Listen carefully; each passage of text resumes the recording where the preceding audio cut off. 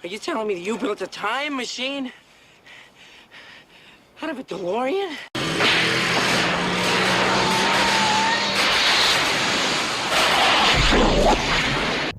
Welcome to the Snake Pit. Alright, issue 4 time. Looks like we have our plutonium reactor with the retrofitted Mr. Fusion seen at the end of the film.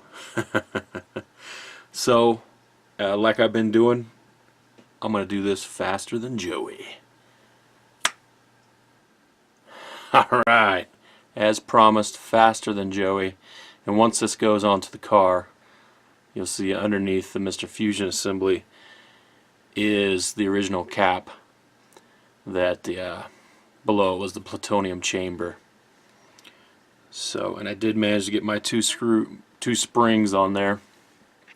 Get a little tighter here for Joey.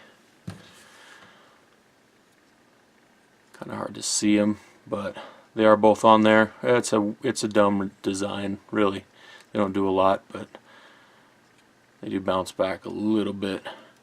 But you can open your thing. So actually, I get the camera lined up here.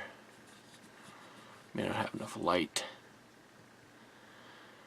but you will, when you open it, you will be able to see that plutonium chamber down there, the original one. I guess, I don't know, we'll see when I build it. You actually might be able to just have it old school with just the plutonium chamber, which I actually kind of like. There it is.